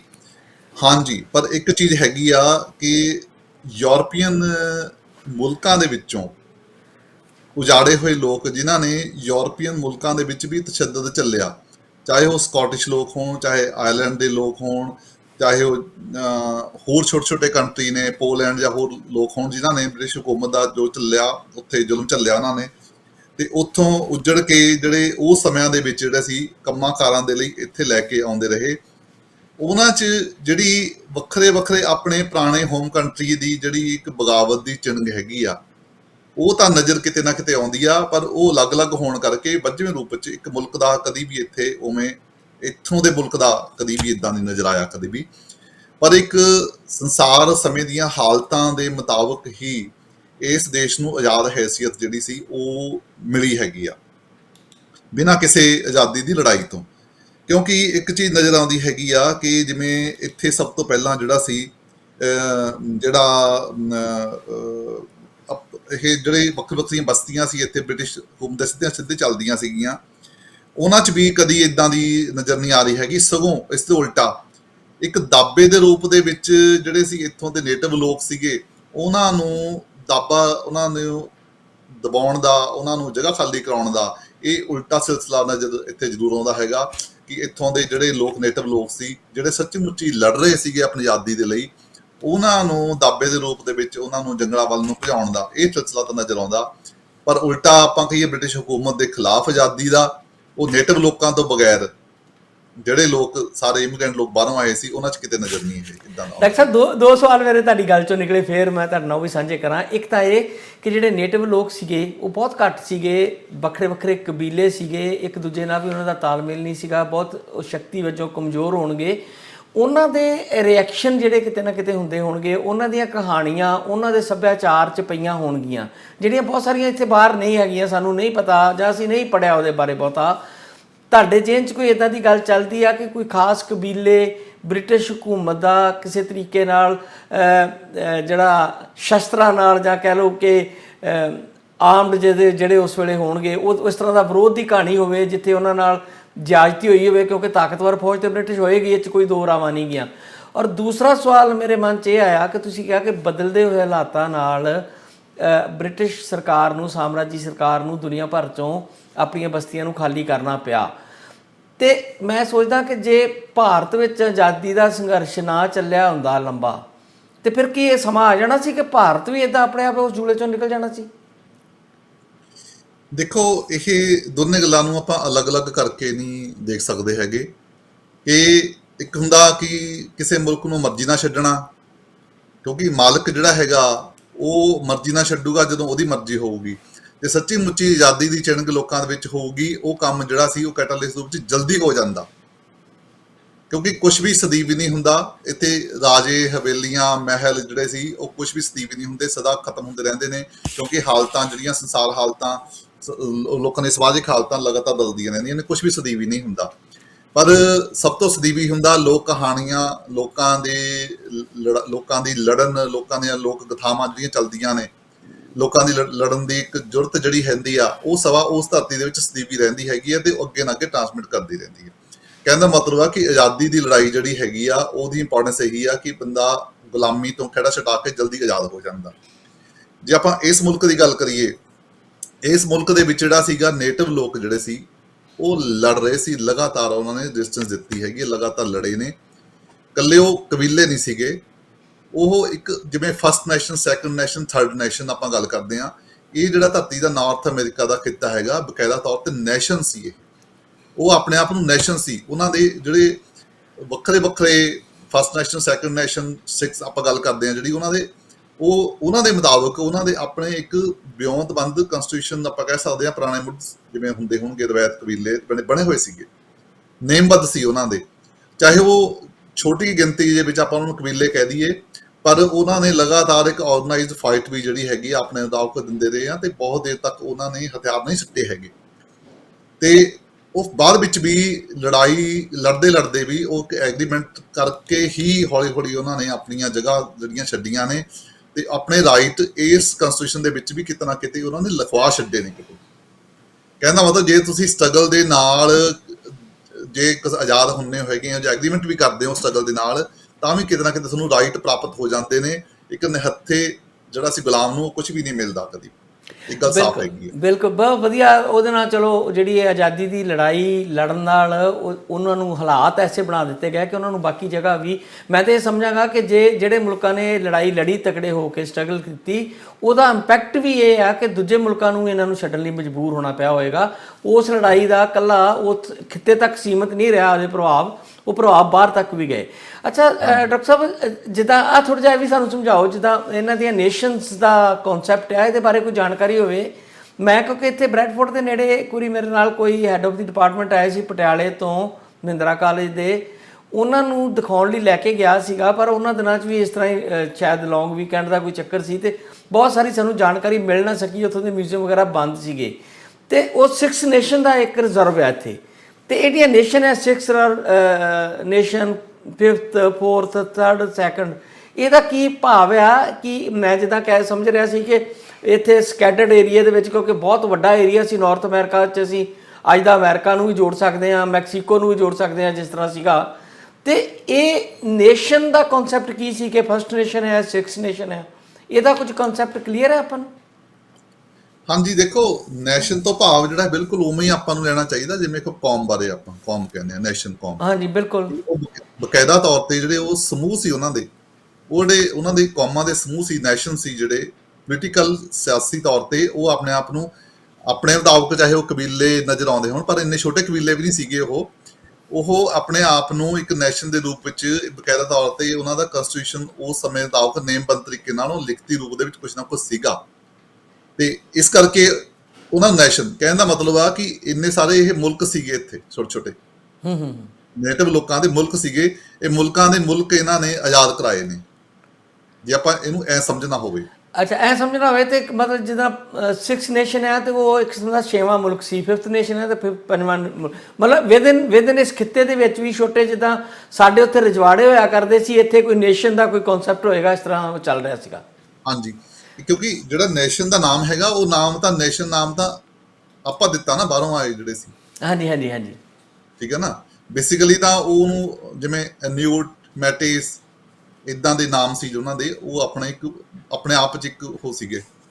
ਹਾਂ, ਪਰ ਉਹਨਾਂ ਨੇ ਕਿਤੇ ਨਾ ਕਿਤੇ ਉਹ ਚੀਜ਼ਾਂ ਅਡਾਪਟ ਕਰ ਲਈਆਂ। ਹੁਣ ਮੈਂ ਜਿਹੜੇ ਰਿਜ਼ਰਵ ਦੀ ਗੱਲ ਕਰ ਰਿਹਾ, 6 ਨੇਸ਼ਨ ਰਿਜ਼ਰਵ ਜਿਹੜਾ ਆ, ਇੰਡੀਅਨ ਰਿਜ਼ਰਵ ਆਪਣੇ ਬਿਲਕੁਲ ਨੇੜੇ ਹੀ ਆ ਇੱਥੋਂ, ਤੁਸੀਂ ਸ਼ਾਇਦ ਕਦੀ ਮੌਕਾ ਮਿਲਿਆ ਹੋਵੇ, ਤੇ ਉਹਦੇ ਬਾਹਰ ਵੀ ਬੋਰਡ ਲੱਗੇ ਹੋਏ ਆ ਕਿ 6 ਨੇਸ਼ਨ ਰਿਜ਼ਰਵ ਹੈ। ਸੋ ਇਹਦਾ ਮਤਲਬ ਕਿ ਉਹਨਾਂ ਨੇ ਇਹਨਾਂ ਚੀਜ਼ਾਂ ਨੂੰ ਅਡਾਪਟ ਕੀਤਾ। ਉੱਥੇ ਮਿਊਜ਼ੀਅਮ ਵਗੈਰਾ ਬਣੇ ਹੋਏ ਨੇ। ਵੈਸੇ ਉਹਦੇ ਬਾਰੇ ਡਿਟੇਲ ਆਪਾਂ ਨੂੰ ਹੋਰ ਜਾਣਨ ਦੀ ਵੈਸੇ ਇੱਛਾ ਹੋਣੀ ਚਾਹੀਦੀ ਹੈ। ਜਿਹੜੇ ਇਮੀਗ੍ਰੈਂਟ ਆਏ ਆ, ਜਿਹੜੇ ਸਾਡੇ ਬੱਚੇ ਆ ਰਹੇ ਆ, ਉਹਨਾਂ ਵਾਸਤੇ ਅਗਲੀ ਰਿਸਰਚ ਵਾਸਤੇ ਵੀ ਬੱਚੇ ਆਉਂਦੇ ਆ, ਉਹਨਾਂ ਵਾਸਤੇ ਵੀ ਇਹ ਇੱਕ ਬੜਾ ਵਧੀਆ ਹੋ ਸਕਦਾ ਹੈ, ਜਿਹੜਾ ਦੁਨੀਆ ਨੂੰ ਇੱਕ ਨਵੀਂ ਚੀਜ਼ ਦਿਖਾ ਸਕੇ ਕਿ ਇੱਥੇ ਕੀ ਕੀ ਹੁੰਦਾ ਰਿਹਾ, ਜਿਹੜੀਆਂ ਰਿਸਰਚ ਨਹੀਂ ਹੋ ਸਕੀਆਂ ਹੋਣਗੀਆਂ। ਅੱਜ ਜਦੋਂ ਅਸੀਂ ਦੁਨੀਆ ਭਰ 'ਚੋਂ ਆ ਰਹੇ ਹਾਂ, ਤੇ ਜਿਹੜੇ ਲੋਕ ਇਹਨਾਂ ਉੱਤੇ ਕੰਮ ਕਰਦੇ ਨੇ, ਉਹਨਾਂ ਵਾਸਤੇ ਇਹ ਦਿਲਚਸਪੀ ਦਾ ਵੀ ਇੱਕ ਵਜ੍ਹਾ ਬਣ ਸਕਦੀ ਹੈ, ਔਰ ਬਾਕੀ ਲੋਕਾਂ ਨੂੰ ਇੱਕ ਤਰ੍ਹਾਂ ਦਾ ਉਹ ਇਤਿਹਾਸ ਜਾਣਨ ਦਾ ਮੌਕਾ ਵੀ ਇਹ ਤੋਂ ਮੇਰੇ ਖਿਆਲ ਮਿਲ ਸਕਦਾ। ਡਾਕਟਰ ਸਾਹਿਬ, ਹਾਂਜੀ ਹਰਜੀਤ ਜੀ, ਦੇਖੋ ਸਭ ਤੋਂ ਪਹਿਲਾਂ ਤਾਂ ਰਿਸਰਚ ਜਿਹੜੀ ਹੁੰਦੀ ਹੈ ਨਾ, ਰਿਸਰਚ ਤਾਂ ਹੁੰਦੀ ਆ ਜਦੋਂ ਜਿਹੜੇ ਹੁਕਮਰਾਨ ਨੇ ਜਾਂ ਲੀਗਲ ਪ੍ਰੋਸੈਸ ਜਿਹੜਾ ਹੈਗਾ ਉਹ ਇਜਾਜ਼ਤ ਦਿੰਦਾ ਰਿਸਰਚ ਕਰਨ ਦੀ। ਰਿਸਰਚ ਵੀ ਉਸੇ ਤਰ੍ਹਾਂ ਹੁੰਦੀ ਆ। ਤੇ ਰਹੀ ਗੱਲ ਜਿਹੜੀ ਹੈਗੀ ਆ ਕਿ ਜਦੋਂ ਕਿਸੇ ਮੁਲਕ, ਕਿਸੇ ਲੋਕਾਂ ਦੀ ਤੁਸੀਂ ਬੋਲੀ ਤੇ ਵੀ ਬੈਨ ਲਾ ਦੋ, ਕਿਸੇ ਲੋਕਾਂ ਦੀ ਆਇਡੈਂਟੀਟੀ ਤੇ ਵੀ ਬੈਨ ਲਾ ਦੋ, ਤੇ ਉਹਨਾਂ ਦੇ ਕਲਚਰ ਤੇ ਵੀ ਬੈਨ ਲਾ ਦੋ, ਤਾਂ ਉਸ ਸਮੇਂ 'ਚ ਰਿਸਰਚ ਜਿਹੜੀ ਹੈਗੀ ਸੁਭਾਵਨਾ ਨੂੰ ਆਪਾਂ ਕਿਸੇ ਤਰ੍ਹਾਂ ਵੀ ਸੁਭਾਵਨਾ ਨਹੀਂ ਮੰਨ ਸਕਦੇ ਆਪਾਂ। ਇਹੀ ਕਾਰਨ ਹੈਗਾ ਕਿ ਜਿਹੜੀ ਇੱਥੋਂ ਦੇ ਮੈਟਿਸ ਤੇ ਨਿਊਟ ਲੋਕ ਨੇ ਜਿਹੜੇ, ਉਹਨਾਂ ਦੀ ਆਪਣੀ ਬੋਲੀ ਸੀ, ਉਹਨਾਂ ਦਾ ਜੋ ਲਿਖਤਾਂ ਨੇ ਉਹਨਾਂ ਦੀਆਂ ਆਪਣੀ ਬੋਲੀ ਦੇ ਵਿੱਚ ਹੀ ਨੇ। ਜਦੋਂ ਆਪਣਾ ਰਵੱਈਆ ਤਾਂ ਇੱਥੋਂ ਦੇ ਹੁਕਮਰਾਨਾਂ ਦਾ ਇਹ ਰਿਹਾ, ਬਸਤੀਵਾਦੀ ਲੋਕਾਂ ਦਾ, ਕਿ ਉਹਨਾਂ ਦੇ ਬੱਚਿਆਂ ਨੂੰ ਵੀ ਉਹ ਬੋਲੀ ਭੁਲਾ ਦੇਣੀ ਆ। ਜਿਹੜੇ ਧਾਰਨਾ ਆਪਣੇ ਸਕੂਲ ਖੋਲ੍ਹਣ ਦੇ, ਨੇਟਿਵ ਸਕੂਲ ਖੋਲ੍ਹਣ ਆ, ਇੰਡੀਅਨ ਸਕੂਲ ਕਿਹਾ ਜਾਂਦਾ ਜਿਹਨੂੰ ਇੱਥੋਂ ਦੇ ਪੁਰਾਣੇ ਦੇਖਦੇ ਆ, ਬੱਚਿਆਂ ਨੂੰ ਚੱਕ ਕੇ ਉਹਨਾਂ ਨੂੰ ਪੁਰਾਣੀ ਬੋਲੀ ਭੁਲਾਉਣੀ। ਤੇ ਜਦੋਂ ਉਹਨਾਂ ਨੂੰ ਪੁਰਾਣੇ ਬੋਲੀ ਦੇ ਨਾਲੋਂ, ਆਪਣੇ ਰੀਤੀ ਰਿਵਾਜਾਂ ਨਾਲੋਂ ਤੋੜ ਦਿੱਤਾ ਜਾਂਦਾ ਹੈਗਾ, ਆਪਾਂ ਕਿੱਦਾਂ ਮੰਨ ਸਕਦੇ ਹਾਂ ਕਿ ਉਹ ਪੁਰਾਣੀਆਂ ਕਿਤਾਬਾਂ ਪੜ੍ਹ ਸਕਣਗੇ? ਜੇ ਕਿਤਾਬਾਂ ਪੜ੍ਹੀਆਂ ਜਾ ਸਕਣਗੀਆਂ, ਉਹਨਾਂ ਦੀਆਂ ਹੈਗੀਆਂ ਨੇ, ਜੇ ਪੜ੍ਹੀਆਂ ਜਾ ਸਕਣਗੀਆਂ ਜਾਂ ਉਹਨਾਂ ਦੀ ਟ੍ਰਾਂਸਲੇਸ਼ਨ ਕਰਨ ਦਾ ਅਧਿਕਾਰ ਹੋਏਗਾ, ਰਿਸਰਚ ਵੀ ਤਦੇ ਪੋਸੀਬਲ ਹੁੰਦੀ ਹੈ। ਕਹਿਣ ਦਾ ਮਤਲਬ ਹੈਗਾ ਕਿ ਇਹ ਸਮਝ ਲਓ ਪਿਰਾਮਿਡ ਜੇ ਇੱਕ ਸਾਇੰਸ ਦੀ, ਉਸ ਸਮੇਂ ਦੀ ਸਾਇੰਸ ਦੀ ਇੱਕ ਉਪਲਬਧੀ ਸੀਗੀ, ਜੇ ਉਹ ਮਿੱਟੀ ਪਾ ਕੇ ਦੱਬੀ ਰਹਿ ਗਈ ਵਿੱਚ, ਤਾਂ ਆਪਾਂ ਕਿਵੇਂ ਕਹਿ ਸਕਦੇ ਹਾਂ ਉਹਦੇ ਵਿੱਚ ਵੀ ਇਹ ਕਿੱਦਾਂ ਹੋ ਗਿਆ? ਕਹਿਣਾ ਮਤਲਬ ਰਿਸਰਚ ਵੀ ਜਿਹੜੀ ਹੈਗੀ ਆ ਮੈਂ ਮੌਜੂਦਾ ਦੌਰ ਦੀ ਗੱਲ ਕਰ ਰਿਹਾ। ਜਦੋਂ ਅਸੀਂ ਹੁਣ ਆਜ਼ਾਦ ਫਿਜ਼ਾ 'ਚ ਘੁੰਮ ਰਹੇ ਹਾਂ ਤੇ ਦੁਨੀਆ ਭਰ 'ਚੋਂ ਅਸੀਂ ਆਏ ਲੋਕ ਹਾਂ, ਖਾਸ ਕਰਕੇ ਜਿਹੜੇ ਇਮੀਗ੍ਰੈਂਟ ਲੋਕ ਆ, ਔਰ ਜਿਹੜੇ ਬਸਤੀਵਾਦੀ ਯੁੱਗ ਦੇ ਵਿੱਚ ਸਾਡੇ ਵੱਡੇ ਰਹਿ ਚੁੱਕੇ ਨੇ, ਉਹਨਾਂ ਦੇ ਗਮਾਂ ਬਾਰੇ, ਦੁੱਖਾਂ ਬਾਰੇ ਸਾਨੂੰ ਥੋੜ੍ਹੀਆਂ ਬਹੁਤੀਆਂ ਜਾਣਕਾਰੀਆਂ ਹਨ। ਤੇ ਜੇ ਅਸੀਂ ਇਹਨਾਂ ਦੀਆਂ ਫੀਲਿੰਗ ਨੂੰ ਆਪਣੇ ਨਾਲ ਜੋੜ ਕੇ ਵੇਖੀਏ, ਜਿਹੜੇ ਇੱਥੋਂ ਦੇ ਨੇਟਿਵ ਨੇ, ਜੇ ਆਪਾਂ ਸਪੋਜ਼ ਕਰੋ ਆਪਾਂ ਹੀ ਦੇਖਦੇ ਹਾਂ ਕਿ ਪੰਜਾਬ ਦੇ ਵਿੱਚ ਜਿਸ ਤਰੀਕੇ ਨਾਲ ਅੰਗਰੇਜ਼ਾਂ ਦੇ ਹਕੂਮਤ ਵੇਲੇ ਜ਼ਬਰ ਹੁੰਦੇ ਰਹੇ, ਜੋ ਹੁੰਦਾ ਰਿਹਾ, ਸਾਡੇ ਲੋਕ ਲੜਦੇ ਰਹੇ, ਤੇ ਜਿਹੜੀਆਂ ਉਹ ਭਾਵਨਾਵਾਂ ਅੱਜ ਵੀ ਸਾਡੇ ਗੀਤਾਂ ਵਿੱਚ, ਸਾਡੇ ਸੱਭਿਆਚਾਰ 'ਚ ਜਗ੍ਹਾ ਜਗ੍ਹਾ ਸਾਨੂੰ ਮਿਲਦੀਆਂ ਨੇ। ਭਾਵੇਂ ਅਸੀਂ ਅਕਾਲੀ ਲਹਿਰ ਦਾ ਜ਼ਿਕਰ ਕਰੀਏ, ਕਾਂਗਰਸ ਦੀ ਇੱਕ ਐਜੀਟੇਸ਼ਨ ਲੰਬੀ ਚੱਲੀ ਉਹਦਾ ਕਰੀਏ, ਸਾਡੇ ਸ਼ਹੀਦਾਂ ਦਾ ਜ਼ਿਕਰ ਕਰੀਏ ਜਿਨ੍ਹਾਂ ਨੇ ਹਥਿਆਰਬੰਦ ਸੰਘਰਸ਼ ਵਿੱਢਿਆ ਸੀਗਾ ਉਸ ਸਮੇਂ, ਭਗਤ ਸਿੰਘ ਰਾਂ, ਚੰਦਰ ਸ਼ੇਖਰ ਆਜ਼ਾਦ ਨੇ, ਸਾਡੇ ਗਦਰੀ ਬਾਬਿਆਂ ਨੂੰ ਵੇਖੀਏ, ਜਿਹੜੀਆਂ ਉਹ ਫੀਲਿੰਗ ਸਾਡੀਆਂ ਨੇ ਆਪਣੇ ਕੰਟਰੀ ਪ੍ਰਤੀ, ਇਹਨਾਂ ਲੋਕਾਂ ਦੀਆਂ ਫੀਲਿੰਗ ਨੂੰ ਜੇ ਅਸੀਂ ਸਮਝ ਕੇ ਅੱਜ ਜੇ ਮਤਲਬ ਇਸ ਚੇਤਨਤਾ ਦੇ ਯੁੱਗ ਵਿੱਚ ਇਹਦੇ ਵਿੱਚ ਕੋਈ ਨਵੀਆਂ ਚੀਜ਼ਾਂ ਜਿਹੜੀਆਂ ਉਹਨਾਂ ਦੀਆਂ ਖੋਜ ਕੇ ਅੱਗੇ ਲਿਆਉਣ, ਸਾਡੇ ਬੱਚੇ ਜਿਹੜੇ ਆ ਰਹੇ ਆ ਬੜੇ ਇੰਟੈਲੀਜੈਂਟ ਹੈ, ਸਾਡੇ ਬੱਚੇ ਜਿਹੜੇ ਆ ਰਹੇ ਆ ਬੜੇ ਗ੍ਰੈਜੂਏਸ਼ਨ ਕਰਕੇ ਆ ਰਹੇ ਆ, ਯੂਨੀਵਰਸਿਟੀਆਂ 'ਚ ਆ ਰਹੇ ਆ। ਮੇਰਾ ਖਿਆਲ ਹੈ ਕਿ ਜੇ ਇਸ ਪਾਸੇ ਵੀ ਥੋੜ੍ਹਾ ਕੰਮ ਹੋਵੇ ਤੇ ਉਹ ਬੜਾ ਲਾਹੇਵੰਦ ਹੋਊਗਾ ਸਮਾਜ ਲਈ, ਜੇ ਕੋਈ ਕਰ ਸਕੇ ਤਾਂ। ਬਿਲਕੁਲ ਤੁਹਾਡੀ ਗੱਲ ਠੀਕ ਹੈ, ਬਿਲਕੁਲ। ਕਿਉਂਕਿ ਇੱਕ ਰਵਾਇਤ ਜਿਹੜੇ ਇੱਥੋਂ ਦੇ ਨੇਟਿਵ ਲੋਕ ਨੇ ਨਾ, ਮੈਟਿਸ ਜਿਹਨਾਂ ਦਾ ਆਪਾਂ ਨਾਮ ਲੈਂਦੇ ਹਾਂ ਅਲੱਗ-ਅਲੱਗ, ਉਹਨਾਂ 'ਚ ਜਿਹੜੀ ਹੈ ਨਾ ਉਹ ਰਵਾਇਤਾਂ ਆਪਣੇ ਵਾਂਗੂ, ਆਪਾਂ ਜੇ ਆਪਣੇ ਆਪ ਨੂੰ ਕਹੀਏ ਨਾ ਵੀ ਇੰਡੀਅਨ ਲੋਕ, ਅਸੀਂ ਆਪਣੇ ਰਵਾਇਤੀ ਲੋਕ ਕਥਾਵਾਂ ਅਸੀਂ ਜਿਉਂਦੇ ਰੱਖਦੇ ਹਾਂ, ਚਾਹੇ ਉਹ ਲਿਖੀਆਂ ਨਹੀਂ ਜਾਂਦੀਆਂ ਸੀ ਕਿਤੇ। ਇਹਨਾਂ 'ਚ ਵੀ ਉਵੇਂ ਹੀ ਰਿਵਾਜ ਹੈ। ਇਹਨਾਂ ਵਿੱਚ ਬਹੁਤ ਬਜ਼ੁਰਗਾਂ ਦਾ ਸਨਮਾਨ ਇਸੇ ਕਰਕੇ ਇਹਨਾਂ 'ਚ ਇੱਕ ਮੰਨੀ ਹੋਈ ਇੱਕ ਹੈ ਕਿ ਬਜ਼ੁਰਗਾਂ ਦਾ ਸਨਮਾਨ ਕਰਦੇ ਨੇ। ਸਨਮਾਨ ਦਾ ਮਤਲਬ ਆ ਕਿ ਉਹ ਬਜ਼ੁਰਗਾਂ ਦੀ ਵੀ ਇਹ ਜ਼ਿੰਮੇਵਾਰੀ ਹੁੰਦੀ ਆ ਕਿ ਉਹ ਆਪਣੇ ਬੱਚਿਆਂ ਨੂੰ ਉਹ ਗੱਲ ਦੱਸ ਕੇ ਜਾਣ। ਨੇਟਿਵ ਲੋਕਾਂ ਦੀ ਗੱਲ ਕਰਦੇ ਹਾਂ, ਇਹ ਲੋਕ ਵੀ ਇਹ ਆਪਣੇ ਨਾਲੋਂ ਵੀ ਸਟਰੋਂਗ ਨੇ, ਇਹ ਆਪਣੀਆਂ ਲੋਕ ਕਥਾਵਾਂ ਸਭ ਕੁਝ, ਆਪਣੀ ਭਾਸ਼ਾ ਸਭ ਕੁਝ ਜਿਉਂਦੀ ਰੱਖਣ ਦੇ ਲਈ ਉਹਨੇ ਜ਼ਿਆਦਾ ਹੀ ਬਜ਼ੁਰਗ ਜਾਗਰੂਕ ਨੇ। ਹਾਂਜੀ। ਪਰ ਹੁਣ ਆਪਣੀ ਗੱਲ ਕੀ, ਆਪਾਂ ਸਾਰੇ ਹੈਗੇ ਬਾਹਰੋਂ ਆਏ ਹੋਏ, ਆਪਾਂ ਇਹਨਾਂ ਦੇ ਮੇਲ ਮਿਲਾਪ ਜਾਂ ਰਹਿਣ ਸਹਿਣ ਅੰਦਰੂਨੀ ਤੌਰ ਤੱਕ ਨਾ ਹੀ ਪੁਰਾਣੇ ਜ਼ਮਾਨੇ 'ਚ ਨੇਟਿਵ ਲੋਕ ਜਿਹੜੇ ਸੀ ਉਹ ਵਿਸ਼ਵਾਸ ਕਰਦੇ ਸੀ, ਕਿਉਂਕਿ ਉਹ ਸਾਰੇ ਆਪਣੇ ਦੇ ਬਾਹਰੋਂ ਆਏ ਲੋਕ ਸੀ, ਉਹ ਸਾਰੇ ਉਹਨਾਂ ਵਾਸਤੇ ਬ੍ਰਿਟਿਸ਼ ਬਸਤੀਵਾਦੀ ਸਾਰੇ ਉਹਨਾਂ ਦੇ ਐਨਮੀ ਸੀ, ਕਿਸਮ ਦੇ ਉਹਨਾਂ ਦਾ ਮੁਲਕ ਖੋਇਆ ਸੀ।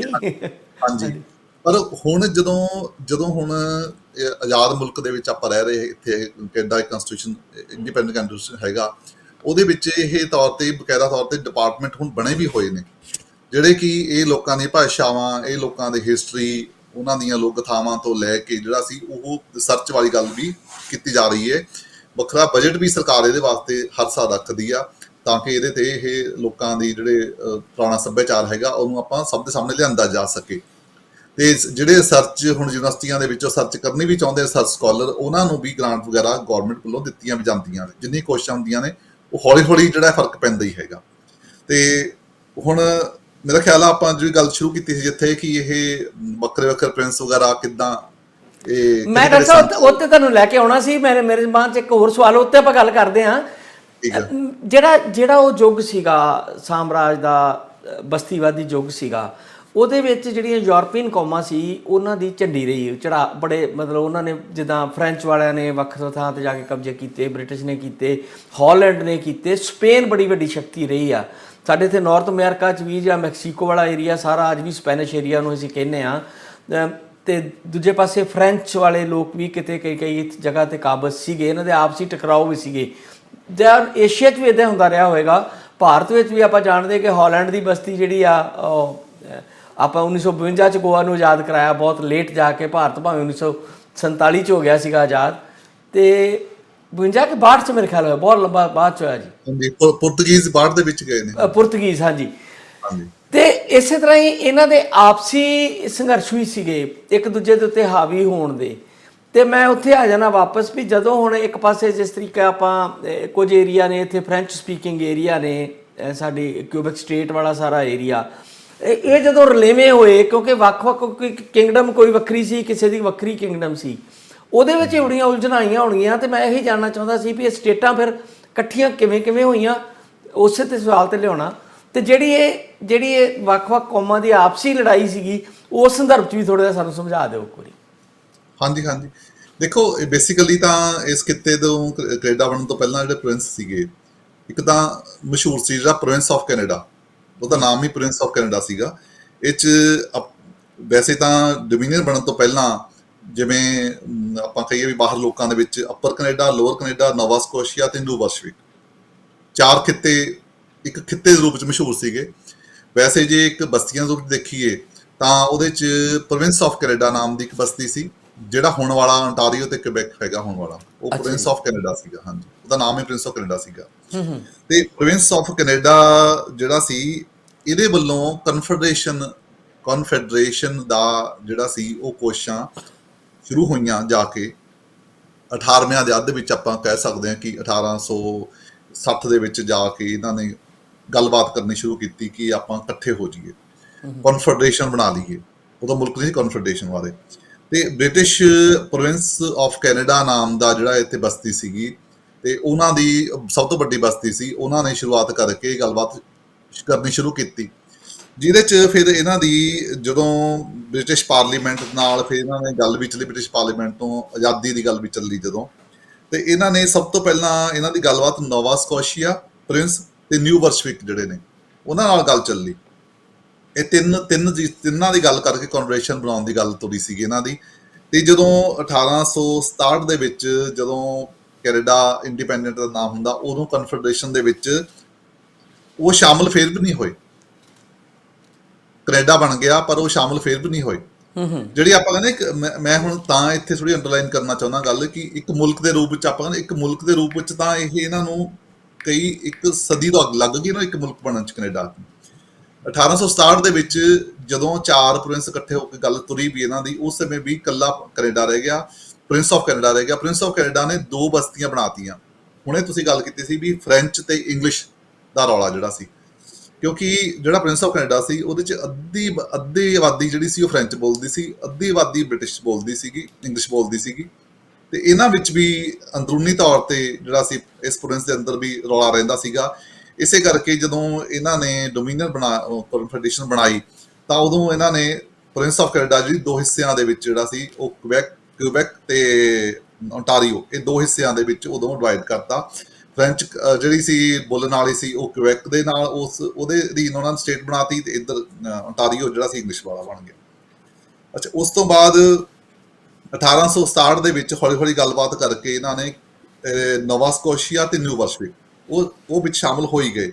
ਇਹਦਾ ਮਤਲਬ 1867 ਵਿੱਚ ਜਦੋਂ ਪਹਿਲੀ ਵਾਰੀ ਡਿਵੀਜ਼ਨ ਬਣਦੀ ਹੈਗੀ ਹੈ, ਕਨਫੈਡਰੇਸ਼ਨ ਬਣਦੀ ਆ, ਉਹਦੇ ਸਮਝ ਲਓ ਆਪਾਂ ਧਿਆਨ ਕਰੋ 4 ਪ੍ਰਿੰਸ ਹੋ ਗਏ ਉਹਦੇ 'ਚ, ਓਨਟਾਰੀਓ, ਕਿਊਬੈਕ, ਨੋਵਾ ਸਕੋਸ਼ੀਆ ਤੇ ਨਿਊ ਬਰੰਸ਼ਵਿਕ, ਤੇ ਇਹ ਉਦੋਂ ਹੋਏ।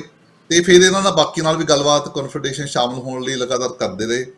ਤੇ 1870 ਵਿੱਚ 1870 ਦੇ ਵਿੱਚ ਮੈਨੀਟੋਬਾ, ਬਸਤੀ ਤੇ ਨਾਰਥ ਵੈਸਟ ਟੈਰੀਟਰੀ, ਇਹ ਦੋ ਜਿਹੜੇ ਸੀ ਉਹ ਵਿੱਚ ਸ਼ਾਮਲ ਹੋ ਗਏ। ਤੇ ਇਸੇ ਤਰ੍ਹਾਂ ਲੜੀ ਤੁਰਦੀ ਗਈ, ਗਾਹਾਂ ਗੱਲਬਾਤ ਅੱਗੇ ਤੁਰਦੀ ਗਈ। 1871 ਦੇ ਵਿੱਚ 1871 ਦੇ ਵਿੱਚ BC ਬ੍ਰਿਟਿਸ਼ ਆਫ ਕੋਲੰਬੀਆ ਜਿਹੜਾ BC ਸੀ ਉਹ ਜਿਹੜਾ ਸੀ ਸ਼ਾਮਲ ਹੋ ਗਿਆ ਕਨਫੈਡਰੇਸ਼ਨ ਦੇ ਵਿੱਚ। ਇਸੇ ਤਰ੍ਹਾਂ 1873 ਦੇ ਵਿੱਚ 1873 ਦੇ ਵਿੱਚ ਪ੍ਰਿੰਸ ਐਡਵਰਡ ਆਈਲੈਂਡ ਜਿਹੜਾ ਸੀ ਉਹ ਵੀ ਵਿੱਚ ਸ਼ਾਮਲ ਹੋ ਜਾਂਦਾ। 1898 ਦੇ ਵਿੱਚ ਅੱਛਾ, ਉਸ ਵੇਲੇ ਗੱਲ ਇਹ ਵੀ ਚੱਲ ਰਹੀ ਸੀ ਕਿ ਨੇਟਿਵ ਲੋਕ ਜਿਹੜੇ ਸੀ ਉਹਨਾਂ ਵਿੱਚ ਗੱਲ ਉੱਠਣੀ ਸ਼ੁਰੂ ਹੋ ਗਈ ਸੀ ਵੀ ਸਾਡੇ ਮੁਲਕ ਦੇ ਵਿੱਚ ਤੁਸੀਂ ਇੱਕ ਮੁਲਕ ਬਣਾ ਰਹੇ ਹੋ, ਸਾਡੀ ਵਿੱਚ ਨੁਮਾਇੰਦਗੀ ਨਹੀਂ ਕਿਤੇ ਰੱਖ ਰਹੇ। ਤੇ ਉਦੋਂ ਨੇਟਿਵ ਲੋਕ ਸੀ ਜਿਹੜੇ ਉਹਨੂੰ ਵੀ ਨੁਮਾਇੰਦਗੀ ਦੀ ਆਵਾਜ਼ ਉੱਠਣ ਲੱਗ ਗਈ ਸੀ ਉਹਨਾਂ ਦੀ। ਤੇ ਫਿਰ 1898 ਤੱਕ ਇਹ ਫੈਸਲਾ ਹੋ ਜਾਂਦਾ ਹੈਗਾ ਇਹਨਾਂ ਦਾ ਕਿ ਨੇਟਿਵ ਲੋਕਾਂ ਨੂੰ ਜਿਹੜੀਆਂ ਹੈਗੀਆਂ ਨੇ ਬਸਤੀਆਂ ਇਹਨਾਂ ਦੀ, ਜਿਹੜੀਆਂ ਇਹਨਾਂ ਦੀ ਨੈਸ਼ਨਸ ਨੇ, ਉਹਨਾਂ ਵਿੱਚ ਸ਼ਾਮਲ ਕਰ ਲਓ। ਤੇ ਉਸ ਸਮੇਂ ਸ਼ਾਮਲ ਕਰਕੇ ਜਿਹੜਾ ਸੀ ਯੂਕੋਨ ਜਿਹੜਾ ਹੈਗਾ ਉਹ ਇੱਕ ਆਜ਼ਾਦ ਜਿਹੜਾ ਸੀ ਇੱਕ ਪ੍ਰਿੰਸ ਦੇ ਤੌਰ 'ਚ ਸ਼ਾਮਲ ਹੋ ਜਾਂਦੀ, ਤੇ ਮੈਜੋਰਟੀ ਜਿਹੜੇ ਨੇ ਉਹ ਨੇਟਿਵ ਲੋਕ ਹੀ ਹੈਗੇ ਨੇ। ਤੇ ਇਸੇ ਤਰ੍ਹਾਂ ਜਿਹੜੇ ਹੋਰ ਵੀ ਨੈਟਿਵ ਰਿਜ਼ਰਵ ਸੀ ਜਿਹੜੇ, ਉਹਨਾਂ ਨੂੰ ਵੀ ਲੋਕਲ ਗਵਰਨਮੈਂਟਸ ਬਣਾਉਣ ਦੀਆਂ ਇਜਾਜ਼ਤਾਂ ਮਿਲ ਜਾਂਦੀਆਂ ਨੇ। ਅੱਛਾ, ਉਸ ਤੋਂ ਅੱਗੇ ਦੇਖੋ 1905 ਦੇ ਵਿੱਚ ਸਸਕੈਚਵਨ ਤੇ ਐਲਬਰਟਾ ਇਹ ਸ਼ਾਮਲ ਹੁੰਦੇ ਨੇ 1905 ਦੇ ਵਿੱਚ। 1949 ਦੇ ਵਿੱਚ 1949 ਦੇ ਵਿੱਚ ਨਿਊਫਾਊਂਡਲੈਂਡ ਜਿਹੜਾ ਹੈਗਾ ਉਹ ਸ਼ਾਮਲ ਹੁੰਦਾ ਪ੍ਰਿੰਸ। ਤੇ 1999 ਚ ਆ ਕੇ ਨੁਨਾਵਟ ਜਿਹੜਾ ਸੀ ਉਹ ਵੀ ਜਿਹੜਾ ਸੀ ਨੇਟਿਵ ਮੈਜੋਰਟੀ ਹੈਗੀ ਉਹ ਸ਼ਾਮਲ ਹੁੰਦਾ ਹੈਗਾ। ਤੇ ਕਹਿਣ ਦਾ ਮਤਲਬ ਆ 1867 ਤੋਂ ਲੈ ਕੇ ਪੂਰੀ ਇੱਕ ਸਦੀ ਦਾ ਦੌਰ ਸੀ ਜਿਹੜਾ ਉਹ ਇੱਕ ਮੁਲਕ ਬਣਨ ਨੂੰ ਲੱਗਦਾ, ਜਿਸ ਚ ਸਾਰੇ ਹੌਲੀ ਹੌਲੀ ਸ਼ਾਮਲ ਹੁੰਦੇ ਨੇ। ਤੇ ਇਸ ਵਕਤ ਜਿਹੜਾ ਸੀ ਉਹ ਟੋਟਲ ਜੇ ਆਪਾਂ ਕਹੀਏ 10 ਪ੍ਰੋਵਿੰਸ ਨੇ, ਆਪਣੇ 10 ਪ੍ਰੋਵਿੰਸ ਨੇ ਜਿਹੜੇ ਇਸ ਵਕਤ, ਤੇ 3 ਟੈਰੀਟਰੀਜ਼ ਨੇ। ਇਹ ਏਡਾ ਮੁਲਕ ਹੁਣ ਉਦੋਂ ਬਾਅਦ ਬਣਦਾ ਹੈਗਾ। ਤੇ 10 ਮਿਲੀਅਨ ਸਕੁਅਰ ਕਿਲੋਮੀਟਰ ਦਾ ਵੱਡਾ ਏਰੀਆ ਦਾ ਇੱਕ ਵੱਡਾ ਮੁਲਕ ਜਿਹੜਾ ਇਸ ਵਕਤ ਆਪਾਂ ਜਿਹਦੇ ਵਿੱਚ ਰਹਿ ਰਹੇ ਹਾਂ, ਕੈਨੇਡਾ ਜਿਹੜਾ ਹੁਣ ਬਣਿਆ, ਉਹ ਵੱਡਾ ਮੁਲਕ ਜਿਹੜਾ ਸੀ ਹੋਣ ਦੇ ਵਿੱਚ ਇੰਨੀ ਦੇਰ ਬਾਅਦ ਆਉਂਦਾ ਹੈਗਾ। ਤੇ ਇਹਦੇ ਵਿੱਚ ਹੁਣ ਤੁਸੀਂ ਦੇਖੋ ਕਿ ਸਭ ਤੋਂ ਵੱਡਾ ਜਿਹੜਾ ਬਗੈਰ ਬਾਰਡਰ, ਇਹਦੀਆਂ ਕੁਝ ਹਿਸਟੋਰੀਕਲ ਗੱਲਾਂ ਜਿਹੜੀਆਂ ਰਿਕਾਰਡਡ ਗੱਲਾਂ ਨੇ ਜਿਹੜੀਆਂ ਜੀ, ਸਭ ਤੋਂ ਵੱਡਾ ਬਗੈਰ ਕਿਸੇ ਡਿਫੈਂਸ ਤੋਂ, ਬਗੈਰ ਮਿਲਟਰੀ ਤੋਂ ਵੱਡਾ ਬਾਰਡਰ ਜਿਹੜਾ ਹੈਗਾ ਸੰਸਾਰ ਦਾ, ਉਹ US ਤੇ ਕੈਨੇਡਾ ਦੇ ਨਾਲ ਜਿਹੜਾ ਹੋਊਗਾ। ਕੋਈ ਮਿਲਟਰੀ ਨਹੀਂ ਲੱਗੀ ਹੋਈ, ਕੋਈ ਰੌਲਾ ਰੱਪਾ ਨਹੀਂ ਉੱਥੇ। ਤੇ ਦੁਨੀਆ ਦਾ ਤੀਜਾ ਹਿੱਸਾ ਫਰੈਸ਼ ਵਾਟਰ ਜਿਹੜਾ ਹੈਗਾ, ਸਾਰੇ ਸੰਸਾਰ ਦਾ ਤੀਜਾ ਹਿੱਸਾ ਫਰੈਸ਼ ਵਾਟਰ ਜਿਹੜਾ ਹੈਗਾ ਉਹ ਕੈਨੇਡਾ ਦੇ ਕੋਲ ਆ। ਤੇ ਕਹਿਣ ਦਾ ਮਤਲਬ ਆ ਕਿ ਇਹ ਜਿਹੜਾ ਮੁਲਕ ਹੈਗਾ ਇਹ ਇੰਨੀ ਦੇਰ ਬਾਅਦ ਹੋਂਦ ਚ ਆਉਂਦਾ ਹੈਗਾ, ਤੇ ਇਹਦੇ ਕੋਲ ਰਿਸੋਰਸਿਸ ਅੱਜ ਵੀ ਬਹੁਤ ਨੇ, ਸੰਭਾਵਨਾਵਾਂ ਬਹੁਤ ਨੇ। ਇਸੇ ਕਰਕੇ ਲੋਕ ਜਿਹੜੇ ਇਮੀਗ੍ਰੈਂਟ ਨੇ ਜਿਹੜੇ ਉਹ ਵੱਖਰੇ ਵੱਖਰੇ ਮੁਲਕਾਂ ਤੋਂ ਇੱਥੇ ਆਪਣਾ ਘਰ ਬਣਾ ਰਹੇ ਨੇ। ਤੇ ਬਿਲਕੁਲ ਤੁਹਾਡੀ ਗੱਲ ਠੀਕ ਆ ਕਿ ਇਮੀਗ੍ਰੈਂਟਸ ਦਾ ਮੁਲਕ ਆ, ਇਮੀਗ੍ਰੈਂਟਸ ਦੇ ਰਾਈਟਸ ਜਿਹੜੇ ਨੇ ਉਹਨਾਂ ਨੂੰ ਬਕਾਇਦਾ ਤੌਰ ਤੇ ਜਿਹੜਾ ਸੀ ਇੱਥੇ ਤਰਜੀਹ ਦਿੱਤੀ ਜਾਂਦੀ। ਬਿਲਕੁਲ ਡਾਕਟਰ ਸਾਹਿਬ, ਬਹੁਤ ਵਧੀਆ ਤੁਸੀਂ ਦੱਸਿਆ ਸਾਰਾ ਇਹਦਾ ਇਤਿਹਾਸ ਕਿ ਕਿਸ ਤਰ੍ਹਾਂ ਇਹ ਸਾਰੇ ਜੁੜ ਕੇ ਇੱਕ ਕੰਟਰੀ ਦੇ ਰੂਪ 'ਚ ਬਣੇ। ਤੇ ਅੱਜ ਵੀ ਆਹ ਜਿਹੜੀ ਤੁਸੀਂ ਲਾਸਟ ਗੱਲ ਕਹੀ ਆ ਕਿ ਮੈਂ ਇੱਥੇ ਸ਼ਬਦ ਕਹਿਣਾ ਚਾਹੂੰਗਾ ਕਿ ਪ੍ਰਮਾਤਮਾ ਕਿਰਪਾ ਰੱਖੇ, ਇੱਥੇ ਕਿਸੇ ਦੀ ਬੁਰੀ ਨਜ਼ਰ ਨਾ ਪਏ। ਅਸੀਂ ਡਿਫੈਂਸ ਦੇ ਪੱਖੋਂ ਉਸ ਤਰ੍ਹਾਂ ਸਟਰੋਂਗ ਨਹੀਂ ਚਾਹੁੰਦੇ ਕਿ ਸਾਡੇ ਉੱਤੇ ਕੋਈ ਖਰਚਾ ਕੀਤਾ ਜਾਵੇ, ਪਰ ਸਾਡੇ ਕੋਲ ਜਿਹੜੇ ਰਿਸੋਰਸਿਸ ਨੇ, ਇੰਨਾ ਵੱਡਾ ਮੁਲਕ ਹੈ, ਉਹਦੇ ਵਿੱਚ ਜਿਹੜੇ ਮਿਨਰਲ ਨੇ, ਆਉਣ ਵਾਲੇ ਸਮੇਂ 'ਚ ਬਹੁਤ ਸਾਰੀਆਂ ਚੀਜ਼ਾਂ ਤੇ ਹੋਰ ਨਿਕਲਣੀਆਂ, ਰਿਸਰਚ ਹੋਣੀਆਂ। ਔਰ ਸਾਡਾ ਅਨਟੱਚ ਏਰੀਆ ਪਿਆ, ਕਹਿੰਦੇ 85% 90% ਥੋੜ੍ਹੇ ਜਿਹੇ ਥਾਂ 'ਤੇ ਅਸੀਂ ਵਸੇ ਹੋਏ ਹਾਂ। ਅਤੇ ਉੱਥੇ ਸਾਡੇ ਮੁਲਕ ਦੀ ਅਮੀਰੀ, ਜਿਹੜੀਆਂ ਚੀਜ਼ਾਂ ਤੁਸੀਂ ਗਿਣਾਈਆਂ ਨੇ, ਉਹਨਾਂ ਤੋਂ ਬਾਹਰ ਵੀ ਕੀ ਪਤਾ ਸਾਡੇ ਕੋਲ ਕੀ ਕੁਝ ਹੈ। ਅਤੇ ਪਤਾ ਨਹੀਂ ਨਿੱਕੀ ਨਿੱਕੀ ਚੀਜ਼ 'ਤੇ ਦੁਨੀਆ ਦੀਆਂ ਬਾਹਰਲੀਆਂ ਤਾਕਤਾਂ ਉਮੜ ਪੈਂਦੀਆਂ ਨੇ। ਯੂਕਰੇਨ ਦਾ ਹਾਲਤ ਅਸੀਂ ਵੇਖ ਰਹੇ ਹਾਂ। ਅਤੇ ਮੇਰੇ ਖਿਆਲ ਤੁਸੀਂ ਇੱਕ ਦਿਨ ਮੇਰੇ ਨਾਲ ਗੱਲ ਕਰ ਰਹੇ ਸੀ ਜਾਂ ਕਿਸੇ ਹੋਰ ਨੇ ਸਟੋਰੀ ਇੱਕ ਸਾਂਝੀ ਕੀਤੀ ਕਿ ਜਿਹੜੇ ਊਰਜਾ ਦੇ ਨਵੇਂ ਸੋਰਸ ਆਉਣੇ ਆ ਹੁਣ, ਆਇਲ ਤੋਂ, ਪੈਟਰੋਲੀਅਮ ਤੋਂ ਆਪਣੀ ਡਿਪੈਂਡੈਂਸੀ ਘਟਾ ਕੇ ਅਸੀਂ ਹੁਣ ਜਾ ਰਹੇ ਹਾਂ ਇਲੈਕਟ੍ਰੋਨਿਕ ਵੱਲ ਜਾਂ ਦੂਜੀਆਂ ਚੀਜ਼ਾਂ ਵੱਲ। ਉਹਦੇ ਲਈ ਲੀਥੀਅਮ ਨਾਂ ਦੇ ਕਿਸੇ ਚੀਜ਼ ਦੀ ਬਹੁਤ ਲੋੜ ਹੈ, ਅਤੇ ਲੀਥੀਅਮ ਉੱਥੇ ਬਹੁਤ ਜ਼ਿਆਦਾ ਹੁੰਦਾ। ਸਾਡੇ ਕੋਲ ਵੀ ਇੱਥੇ ਬਹੁਤ ਕੁਝ ਹੋਊਗਾ। ਕਿਸੇ ਦੀ ਬੁਰੀ ਨਜ਼ਰ ਨਾ ਲੱਗੇ। ਇਹਨੂੰ ਕੈਨੇਡਾ ਨੂੰ ਜਿਹੜਾ ਆ ਉਹ ਅਸੀਂ ਸਾਰੇ ਲੋਕ ਤੇ ਹੈ ਹੁਣ ਇਹਦੇ ਮੈਂਬਰ ਜਾਂ ਇਹਦੇ ਨਾਗਰਿਕ ਆ, ਭਾਵੇਂ ਅਸੀਂ ਓਥ ਲੈ ਕੇ ਹੀ ਬਣੇ ਆ, ਪਰ ਜਿਹੜਾ ਇਹਦਾ ਐਂਥਮ ਆ ਮੇਰੀ ਉੱਤੇ ਨਿਗਾਹ ਪੈ ਰਹੀ ਸੀ ਡਾਕਟਰ ਸਾਹਿਬ, ਉਹਦੀਆਂ ਪਹਿਲੀਆਂ ਲਾਈਨਾਂ ਹੀ ਨੇ, ਉਹ Canada our home and native land, ਮਤਲਬ ਅਸੀਂ ਇਹਨੂੰ ਹੁਣ ਆਪਣੀ ਨੇਟਿਵ ਲੈਂਡ ਹੀ ਕੰਸੀਡਰ ਕਰਦੇ ਹਾਂ। ਤੇ ਇਹ ਜਜ਼ਬਾ ਸਾਡੇ 'ਚ ਜਿਸ ਤਰ੍ਹਾਂ ਦਾ ਆਪਣੇ ਮੁਲਕਾਂ ਪ੍ਰਤੀ ਦੇਸ਼ ਭਗਤੀ ਦਾ ਹੁੰਦਾ, ਉਹ ਇੱਥੇ ਉੱਠਣਾ ਚਾਹੀਦਾ। ਸਾਨੂੰ ਐਜ ਏ ਕੈਨੇਡੀਅਨ ਸੋਚਣਾ ਚਾਹੀਦਾ। ਤੇ ਇਸ ਦਿਨ ਦੇ ਉੱਤੇ ਅਸੀਂ ਇੱਕ ਵਾਰੀ ਫੇਰ ਇਸ ਖੁਸ਼ੀ 'ਚ ਸਾਰੇ ਜਣੇ ਸ਼ਾਮਲ ਹੋਈਏ। ਤੇ ਬਹੁਤ ਬਹੁਤ ਸਾਰੇ ਕੈਨੇਡੀਅਨ ਸਿਟੀਜ਼ਨ ਨੂੰ ਆਪਾਂ ਸਾਰਿਆਂ ਨੂੰ ਮੁਬਾਰਕਾਂ। ਤੇ ਅਸੀਂ ਉਮੀਦ ਕਰੀਏ ਕਿ ਸਾਡਾ ਮੁਲਕ ਜਿਹੜਾ ਦੁਨੀਆ ਦਾ ਸਿਰਮੌਰ ਮੁਲਕ ਜਿੱਦਾਂ ਇਹ ਪਹਿਲਾਂ ਮੰਨਿਆ ਜਾਂਦਾ, ਅਮਨ ਸ਼ਾਂਤੀ ਦਾ ਮਸੀਹਾ, ਦੂਜਿਆਂ ਨੂੰ ਗਲੇ ਲਾਉਣ ਵਾਲਾ, ਮਾੜੇ ਨਤਾਣੇ ਦੀ ਬਾਂਹ ਫੜਨ ਵਾਲਾ ਮੁਲਕ ਇਹ ਬਣਿਆ ਰਵੇ ਹਮੇਸ਼ਾ। ਬਿਲਕੁਲ, ਹਾਂਜੀ, ਇਹੀ ਆਪਾਂ ਦੁਆ ਕਰਦੇ ਹਾਂ ਕਿ ਸਾਡੇ ਮੁਲਕ ਜਿਹੜਾ ਹੈਗਾ ਉਹ ਸ਼ਾਂਤੀ ਦਾ, ਤਰੱਕੀ ਦਾ, ਖੁਦ ਵੀ ਆਪਣੇ ਆਪ 'ਚ ਵੀ ਇੰਡੀਪੈਂਡੈਂਟ ਹੋਵੇ ਤੇ ਦੂਜੇ ਮੁਲਕਾਂ ਨੂੰ ਵੀ ਸ਼ਾਂਤੀ ਤੇ ਉਹਦਾ ਇੱਕ ਰਾਹ ਦਰਸਾਵਾ ਬਣੇ ਤੇ ਸਾਰੇ ਮੁਲਕਾਂ ਲਈ ਮਦਦਗਾਰ ਸਾਬਤ ਹੋਵੇ ਸਾਡਾ ਮੁਲਕ। ਤੇ ਅਸੀਂ ਇਸ ਮੁਲਕ ਦੀ ਜਿਹੜੀ ਤਰੱਕੀ ਦੀ ਕਾਮਨਾ ਕਰਦੇ ਹਾਂ। ਬਹੁਤ ਬਹੁਤ ਸ਼ੁਕਰੀਆ ਡਾਕਟਰ ਸਾਹਿਬ, ਤੁਸੀਂ ਬਹੁਤ ਸਾਰੇ ਇਸ ਤਰ੍ਹਾਂ ਦੇ ਸਾਡੇ ਸਾਹਮਣੇ ਚੀਜ਼ਾਂ ਲਿਆਂਦੀਆਂ, ਪੱਤਰੇ ਜਿਹੜੇ ਕਈ ਵਾਰ ਤਹਿਆਂ ਥੱਲੇ ਦੱਬੇ ਹੁੰਦੇ, ਨਹੀਂ ਪਤਾ ਹੁੰਦਾ ਕਈ ਚੀਜ਼ਾਂ ਦਾ, ਸਾਡੇ ਸਾਰੇ ਆਮ ਦਰਸ਼ਕਾਂ ਨੂੰ ਨਹੀਂ, ਖਾਸ ਕਰਕੇ ਜਿਹੜੇ ਸਾਡੇ ਨਵੇਂ ਇਮੀਗ੍ਰੈਂਟ ਆਉਂਦੇ ਆ ਉਹਨਾਂ ਨੂੰ, ਸਾਡੇ 'ਚ ਵੀ ਬਹੁਤ ਕਮੀ ਆ ਜੇ ਇਤਿਹਾਸ ਨੂੰ ਸਮਝਣ ਦੀ, ਜਾਣਨ ਦੀ। ਸੋ ਇਸੇ ਕਰਕੇ ਮੈਂ ਰਿਸਰਚ ਵਰਕ 'ਤੇ ਬਾਰ-ਬਾਰ ਗੱਲ ਕਰ ਰਿਹਾ ਸੀਗਾ ਕਿ ਜਿਹੜੇ ਸਾਡੇ ਨਵੇਂ ਬੱਚੇ ਆ ਰਹੇ ਆ ਉਹ ਬਹੁਤ ਇੰਟੈਲੀਜੈਂਟ ਨੇ, ਸ਼ਾਰਪ ਨੇ, ਉਹਨਾਂ ਨੇ ਅਜੇ ਆਪਣੀ ਜ਼ਿੰਦਗੀਆਂ ਸ਼ੁਰੂ ਕਰਨੀਆਂ ਨੇ। ਨਿਸ਼ਚਿਤ ਤੌਰ 'ਤੇ ਉਹ ਇਸ ਧਰਤੀਆਂ ਦੇ ਬਾਰੇ ਹੋਰ ਜਾਣਨ, ਇੱਥੋਂ ਦੇ ਇਤਿਹਾਸ ਬਾਰੇ ਜਾਣਨ, ਤਾਂ ਕਿ ਉਹ ਵੀ ਅਗਲੇ ਚੱਲ ਕੇ ਅਗਲੀਆਂ ਪੀੜ੍ਹੀਆਂ ਨੂੰ ਇਹ ਪ੍ਰਾਊਡ ਹੋਵੇ ਕਿ ਸਾਡੇ ਲੋਕਾਂ ਨੇ ਇੱਥੇ ਆ ਕੇ ਕੋਈ ਧੱਕੇਸ਼ਾਹੀ ਨਹੀਂ ਕੀਤੀ, ਸਗੋਂ ਰਿਸਰਚ ਕਰਕੇ ਜਿਹੜੇ ਪੁਰਾਣੇ ਨੇਟਿਵ ਲੋਕ ਨੇ ਉਹਨਾਂ ਨੂੰ ਅਸੀਂ ਨਾਲ ਲੈ ਕੇ ਚੱਲੇ ਤੇ ਉਹਨਾਂ ਨੂੰ ਮਾਣ ਦਿੱਤਾ ਪੂਰਾ। ਇਹ ਸਾਡੀਆਂ ਸ਼ੁਭ ਕਾਮਨਾਵਾਂ ਨੇ। ਡਾਕਟਰ ਸਾਹਿਬ ਕੁਝ ਸ਼ਬਦ ਕਹਿਣੇ ਚਾਹੋ, ਨਹੀਂ ਤਾਂ ਫਿਰ ਆਪਾਂ ਇਜਾਜ਼ਤ ਲਈਏ ਆਪਣੇ ਦਰਸ਼ਕਾਂ ਕੋਲ। ਹਾਂਜੀ, ਬਹੁਤ ਬਹੁਤ ਧੰਨਵਾਦ ਤੁਹਾਡਾ ਵੀ, ਸਾਰੇ ਦਰਸ਼ਕਾਂ ਦਾ ਵੀ। ਤੇ ਆਪਾਂ ਨੂੰ ਬਿਲਕੁਲ ਜਿਹੜੇ ਮੁਲਕ 'ਚ ਆਪਾਂ ਰਹਿ ਰਹੇ ਹਾਂ ਤੇ ਉਸ ਮੁਲਕ ਦੀ ਤਰੱਕੀ ਦੇ ਵਿੱਚ ਸਾਨੂੰ ਵੱਧ ਚੜ੍ਹ ਕੇ ਯੋਗਦਾਨ ਪਾਉਣਾ ਚਾਹੀਦਾ, ਮਿਹਨਤ ਕਰਨੀ ਚਾਹੀਦੀ ਆ ਤੇ ਆਪਣੇ ਪਿਛੋਕੜ ਤੇ ਆਪਣੇ ਸੱਭਿਆਚਾਰ ਦੀ ਹੋਂਦ ਨੂੰ ਵੀ ਆਪਾਂ ਬਰਕਰਾਰ ਰੱਖਦੇ ਹੋਏ ਇਸ ਮੁਲਕ ਦੇ ਵਿੱਚ ਵੱਧ ਤੋਂ ਵੱਧ ਕੰਟਰੀਬਿਊਸ਼ਨ ਕਰੀਏ। ਧੰਨਵਾਦ। ਬਹੁਤ ਬਹੁਤ ਸ਼ੁਕਰੀਆ ਡਾਕਟਰ ਸਾਹਿਬ, ਧੰਨਵਾਦ ਜੀ। ਖਬਰਾਂ